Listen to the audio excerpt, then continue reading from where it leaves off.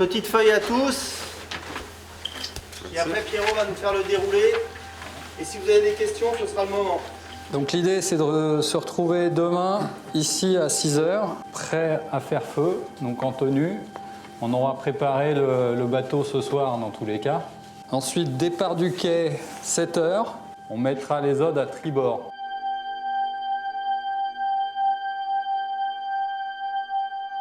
Juste avant de quitter le quai, Cyril Gonzalez me dit tout doucement, on a un souci avec la génératrice.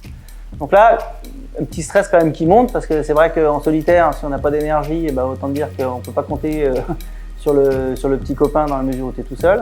Et là, on a eu une succession d'événements où on s'est dit, bon voilà, la génératrice de Sper, elle est à Lorient, donc coup de téléphone, appelle un ami, il fait la route, apporte la génératrice à Saint-Malo, un Zodiac qui la récupère et qui ensuite la donne à Alain Koletcha qui la monte. Ça a été, on va dire, une péripétie au cours de la phase de départ. Pour le coup, ça a été résolu et on est comme satisfaction. On a eu ce stress et à un moment, ce côté de soulagement en disant bon là, pour le coup, ça va tenir une semaine parce que la génératrice, elle est neuve.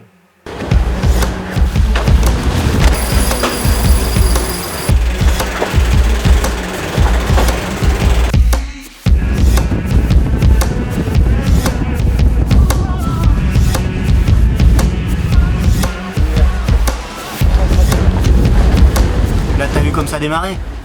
Tu te mets à 90 degrés du vent avec l'aile de ré qui pousse, le bateau il vole. 13h45, dernier carat, vous sautez, puis nous on se mettra derrière, qu'on vous récupère, qu'il y ait un peu de place. Je me doutais qu'on allait avoir un très beau départ.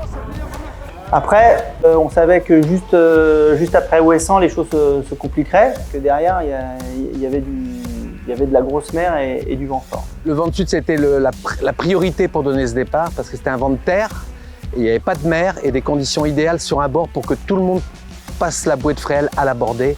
Et ça, c'était un gros challenge qui n'était pas du tout gagné. Avec un vent d'ouest ou de sud-ouest, je pense qu'on aurait eu des soucis. Je n'ai pas hésité à donner le départ. Je savais qu'il y avait des systèmes dépressionnaires qui étaient annoncés, donc j'en étais conscient, mais tout le monde en était conscient.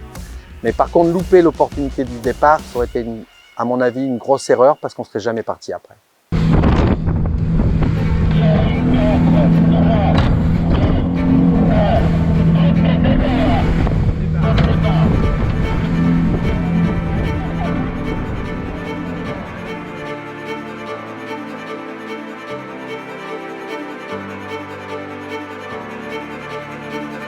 Incroyable. C'était incroyable. Franchement, j'en avais la chair de poule.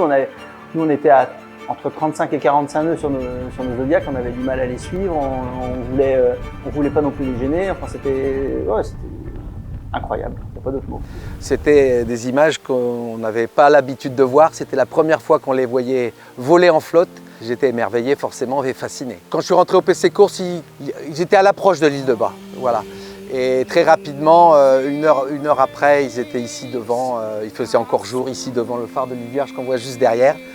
Et j'en revenais pas, et personne au PC Course n'en revenait, c'était vraiment très très rapide. Donc après la phase de départ, on voyait que le bateau était dans le coup, que Sébastien aussi. Il avait la maîtrise de la machine et tout se passait plutôt correctement. On se retrouve vite avec un petit tapis d'avance de 30 000. Et puis le bateau allait très fort puisqu'on était entre 38 et 44 nœuds. Il y a un premier front à négocier. Gitana a une bonne avance et puis c'est à ce moment-là que j'ai le coup de fil du manager Cyril Dartassi qui me dit qu'il y a une avarie lourde sur Gitana. Je n'ai pas eu trop de précision tout de suite, mais en tout cas, je savais qu'il avait un problème de structure.